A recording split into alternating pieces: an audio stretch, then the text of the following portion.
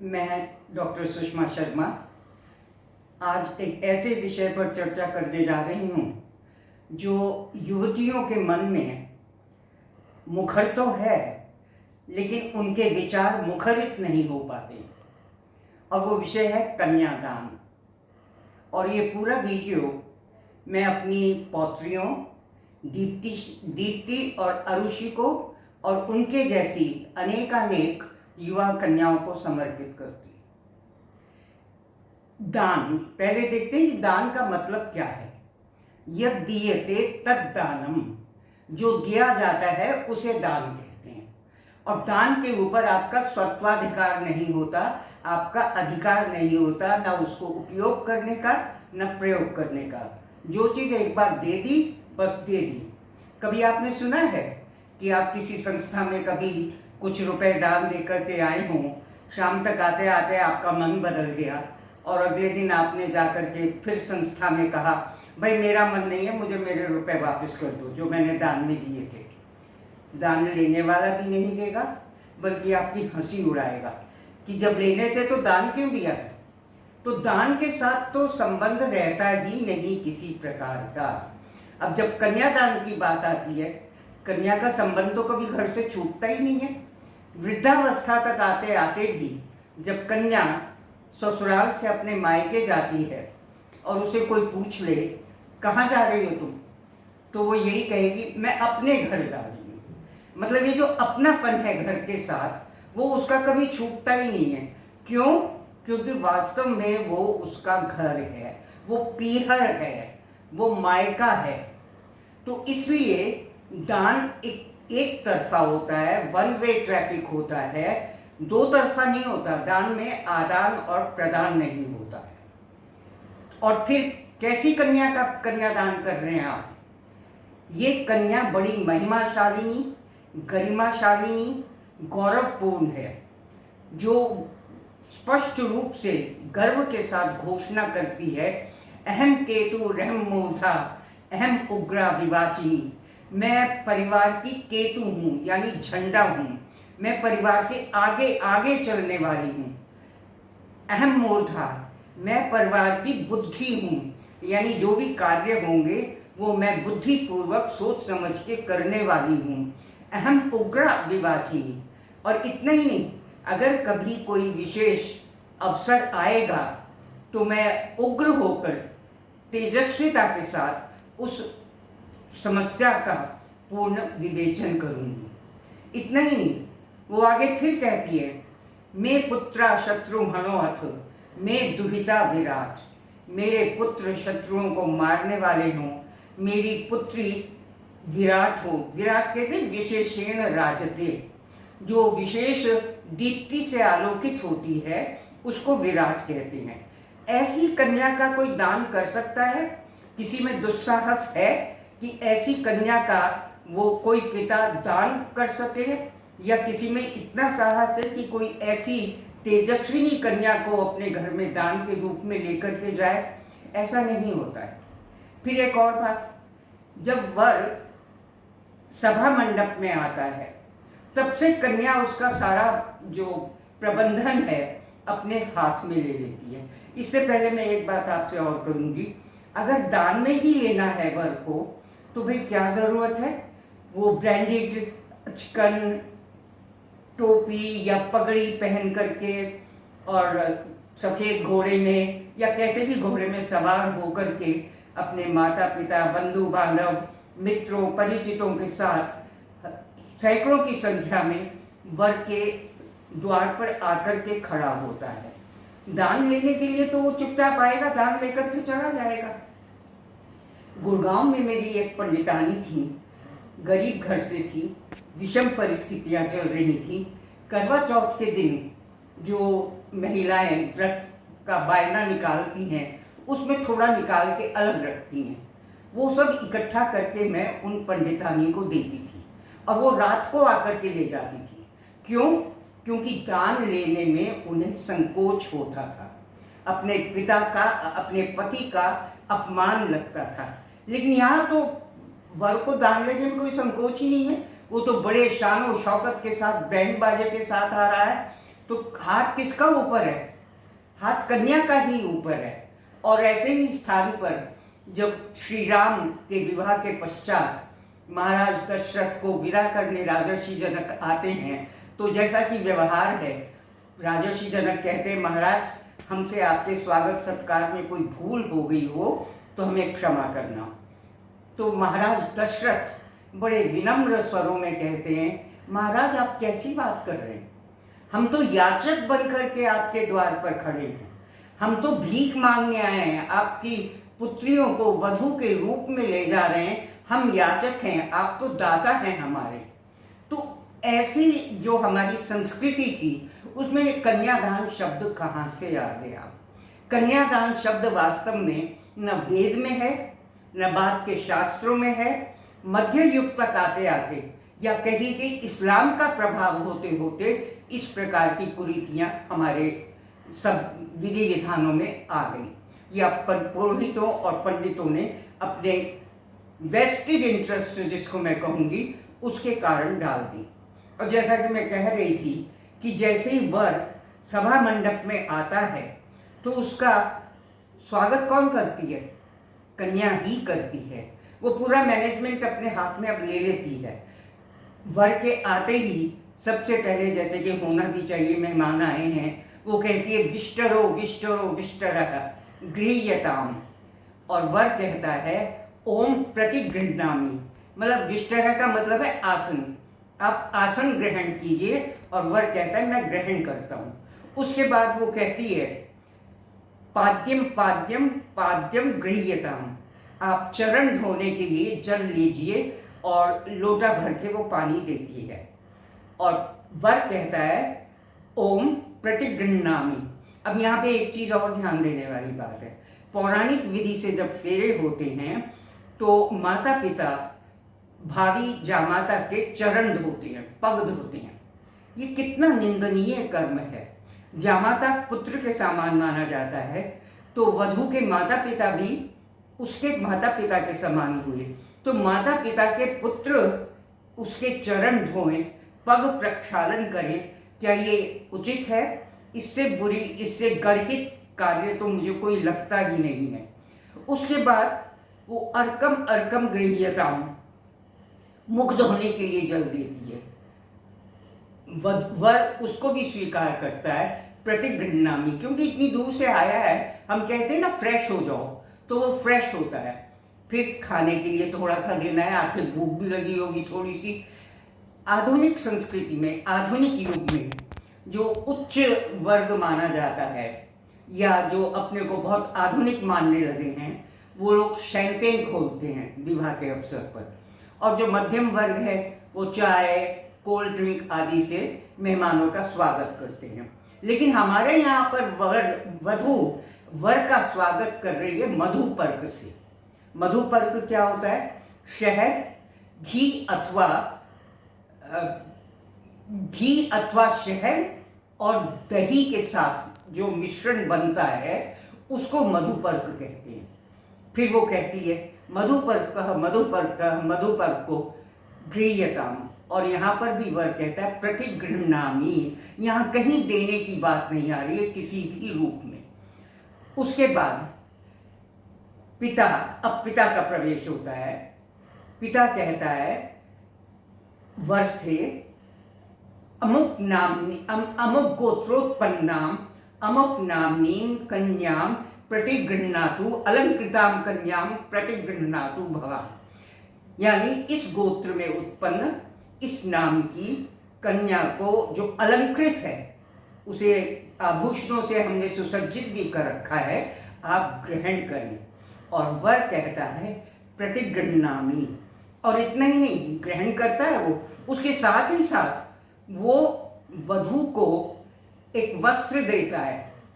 वैसे तो पहनने के लिए दिए जाते हैं, कि वर ये कहता है कि आज से तुम्हारे भरण पोषण का जितना भी तुम्हारे जीवन यापन का व्यय होगा वो मैं उठाऊंगा, अब तुम्हारा उत्तरदायित्व तो मेरे ऊपर है।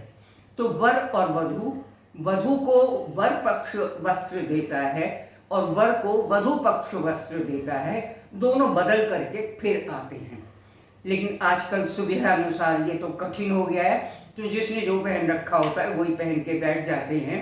हाँ, ये ज़रूर होता है कि वर कन्या के कंधे पर अथवा उसकी गोदी में कोई साड़ी या कोई शॉल या कोई भी वस्त्र अवश्य रखता है, इस बात का प्रतीक बना करके कि आज से तुम्हारी जिम्मेदारी मेरी है। अब यहाँ पर देखिए, अब तक कहाँ कन्यादान शब्द आया है? कहीं कोई कन्यादान शब्द नहीं आया है। प्रतिग्रहण, ग्रहण के साथ साथ हमेशा प्रति लगा होता है। तुम ग्रहण करते हो, मैं भी ग्रहण करता हूँ। ये नहीं कि एक तरफा है, टू वे ट्रैफिक चल रहा है यहाँ पर, दोनों तरफ से आदान प्रदान हो रहा है। इसके बाद वो जहाँ यज्ञ मंडप है, वर वधू वहाँ जाते हैं और वहाँ खड़े होकर के दोनों कहते हैं,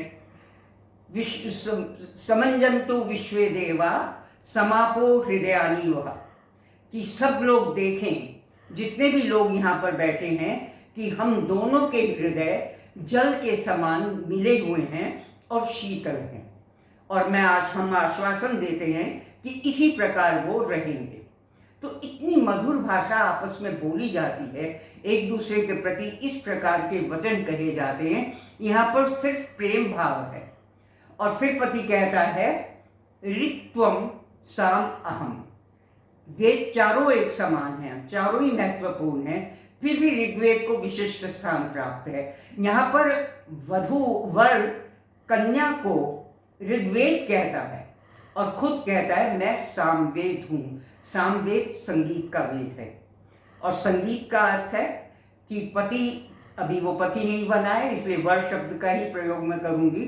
वर कहता है कि मेरे जीवन में, तुम्हारे जीवन में मैं संगीत के समान सरसता को उत्पन्न करूँगा, शीतलता को तुम्हारे जीवन में लाऊंगा। तो मैं सामवेद हूँ। और इतना ही नहीं, द्यौ अहम पृथ्वीत्वम, तुम पृथ्वी की तरह हो और मैं आकाश की तुम्हें आच्छादित करके रहूँगा। यानी मैं तुम्हारी हर वक्त रक्षा करूँगा। और रक्षा करने का अर्थ ये नहीं होता कि दूसरा व्यक्ति कमज़ोर हो गया। कल जिसको मैंने उंगली पकड़ के चलना सिखाया था, आज वही मेरा बेटा मेरा हाथ पकड़ के चलता है। क्यों? इस डर में कि माँ कहीं गिर ना जाए। ये स्वाभाविक है, क्योंकि अब सामर्थ्य बदल गया है। मेरा सामर्थ्य वो नहीं है जो पुत्र का सामर्थ्य है। इसी प्रकार पति अपनी पत्नी का अपने संपूर्ण सामर्थ्य के अनुसार उत्तरदायित्व को ग्रहण करता है। ममेयमस्तु पोष्य, मैं तुम्हारा पोषण करता हूँ। बार बार पति, ये जो वर है, इस बात को कहता है। एक बात मैं यहाँ और बताऊँ, ये जो सीरियल्स में और पिक्चर्स में दिखाया जाता है ना कि मंदिर में जाकर के फेरे हो रहे हैं, माला बदल के फेरे हो रहे हैं। माला बदल के फेरे, जयमाल नाम की चीज़ हमारे यहाँ कुछ नहीं है। ये जयमाल कहाँ से आया? जब स्वयंवर होते थे तब स्वयंवर में जीतने के बाद माला अदली बदली जाती थी, तो वो अलग बात थी। खैर, माला पहनाने में कोई दोष भी नहीं है, उसमें कोई हमें वो नहीं है, आलोचना की बात नहीं है ये। लेकिन जो फेरे दिखाए जाते हैं, दौड़ दौड़ के फेरे कर लिए, जल्दी जल्दी में पंडित जी से कहा जल्दी से करा दो, माता पिता आ रहे हैं पीछे से, और फिर पंडित जी कहते हैं फेरे विवाह संपन्न हुआ। इस प्रकार से नहीं होता। फेरे महत्वपूर्ण नहीं है, वो ठीक है, एक विधि है, 4 फेरे होते हैं, कहीं 7 होते हैं, लेकिन वो महत्वपूर्ण नहीं। सुप्रीम कोर्ट के भी ऑर्डर्स आ गए हैं कि सप्तपदी और पाणी ग्रहण सबसे अधिक महत्वपूर्ण है। अब पाणी ग्रहण होता है, पाणी ग्रहण के समय पुरुष खड़ा होता है, ये है वास्तविक, जिसको कन्यादान लोग कहने लगे हैं। पुरुष खड़ा होता है और अपने दाएं हाथ से आसन पर बैठी हुई कन्या के दाएं हाथ को पकड़ता है और कहता है, मम चित्तम अनुचित्तम ते, ते हृदयम दधामी मम चित्तम अनुचित्तम ते, मेरा चित्त तुम्हारे चित्त के अनुकूल हो। इसी तरीके से कन्या कहती है, जो भी बात वर वचन लेता है, कन्या पलट के उस वचन को बोलती है। वन साइडेड प्रोग्राम यहाँ कुछ नहीं चल रहा है, दोनों तरफ से होता है। जो वर कहता है वही वधू कहती है, कन्या कहती है। उसके पश्चात सप्तपदी। सप्तपदी सर्वाधिक महत्वपूर्ण अंग है किसी भी विवाह का। सुप्रीम कोर्ट ने भी यही कहा है कि पाणी ग्रहण और सप्तपदी ये सर्वाधिक महत्वपूर्ण है। अगर सप्तपदी नहीं होगी तो विवाह लीगल नहीं माना जाएगा, वो मान्य नहीं होगा। सप्तपदी क्या होती है? वर, और अब मैं वधू कह सकती हूँ क्योंकि पाणी ग्रहण हो चुका है। वर और वधू एक साथ पहले दायां पांव रखते हैं, फिर बायां पांव रखते हैं, तो एक एक कदम चलते हुए 7 कदम चलते हैं। पहला कदम है ओम ईशे एक पदी भव, तू अन्न के लिए एक पदी भव। फिर दूसरा पद है ओम ऊर्जे द्विपदी भव। इसी तरीके सारे से सारे पद लिए जाते हैं। 6 पग जब चल लेते हैं, 7वें पद में बड़ा सुंदर कहा है सखे सप्तपदी भव। अब यहाँ पर मित्रता का भाव आ गया है, इक्वालिटी। जैसे आजकल बच्चे कहते हैं पैट्रियार्कल मैट्रियार्कल, कुछ नहीं है। हमारे यहाँ बिल्कुल समान अवसर हैं, समानता है, सखे मैत्री भाव है पति पत्नी में, एक दूसरे को ऊपर आंकने का भाव कहीं भी नहीं है। तो पति कहता है सखे सप्तपदी भव, तो यहाँ मित्र बना करके वो कह रहा है। और जब विदा होने लगते हैं, विदा होते समय तो कण्व ऋषि के भी आंखों में आंसू आ गए थे जब शकुंतला को उन्होंने विदा किया था। यहाँ भी विदा किया जा रहा है कन्या को, लेकिन वर कहता है सुमंगली मियाम इमाम कन्याम, क्षमा कीजिए, वधूम, सुमंगलीरियम वधूम पश्येत समेत पश्येत। इस सुमंगली वधू को आप सब मिलकर देखो। और यहाँ पे पर्दा प्रथा का खंडन हो गया। पर्दा प्रथा नहीं होती थी। सिर्फ आपको हैरानी होगी कि सेहरा भी नहीं था, क्योंकि सेहरा ये मुस्लिमों की प्रथा थी, क्योंकि वो चेहरा ढक करके जाते थे। वो भी विवाह के समय जब ये उनका कुरान के अनुसार उनका निकाह होता था, तो एक थोड़ा सा हटा करके सेहरा वर जो है अपना मुख दिखा देता था पब्लिक को कि देख लो भाई मैं ही व्यक्ति हूँ। लेकिन हमारे यहाँ तो सेहरा होता ही नहीं था, खुले मुख से वर जाता था। पगड़ी अवश्य पहनता था क्योंकि पगड़ी सम्मान का सूचक है। और कन्या अपना मुख नहीं ढकती थी, घूंघट नहीं पहनती थी। इसका सबसे बड़ा सुंदर वर्णन हमें कालिदास के रघुवंश में मिलता है, जहाँ वो कहते हैं कि विवाह के पश्चात जब ससुराल आती हैं चारों राजकुमारियाँ, सीता, उर्मिला, मानवी, श्रुतकीर्ति, तो चारों खुले मुख से रथ में बैठकर जा रही हैं और पूरी प्रजा उनको देख रही है और उनको आशीष दे रही है। तो इस प्रकार से जो कुरीतियाँ थी ये भी हमारे समय में नहीं, उस समय में नहीं थी। हमारी संस्कृति बड़ी पवित्र, बड़ी उदार, हर तरीके से पूर्ण थी। एक बात और, हमारे यहाँ कहा गया है ब्रह्मचर्येण कन्या युवानम पतिम विंदेत। मतलब ब्रह्मचर्य आश्रम समाप्त करने के बाद कन्या युवा पति को ग्रहण करेगी और फिर मित्रम वनुते, मित्र को ग्रहण करेगी, मित्र का वरण करेगी। यानी जैसे आजकल 95% परिवारों में आज भी होता है, एक अनजान पुरुष के हाथों में कन्या का हाथ सौंप दिया जाता है। हमारे यहाँ, हमारी संस्कृति में, पुरातन संस्कृति में ये नहीं था। वो मित्र होता था।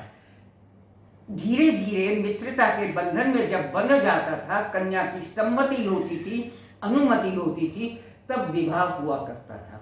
अब आप बताइए, मैं अपनी बेटियों से पूछना चाहूँगी कि यहाँ कन्यादान कहाँ से आया?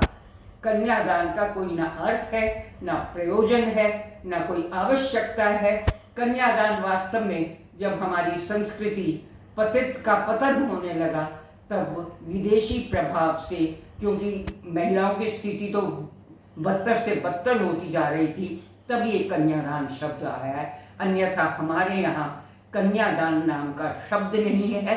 कन्या कोई ऐसी वस्तु नहीं है कि खूंटे पर बंधी हुई गाय की भांति किसी के भी हाथ में थमा दी जाए। मेरे ख्याल से मेरी युवा बेटियों को अब उनके शंका का निवारण हो गया होगा, और यदि कोई भी भ्रम हो, कोई भी आशंका हो, तो वो मुझे कांटेक्ट कर सकती हैं। इन्हीं शब्दों के साथ बहुत बहुत धन्यवाद।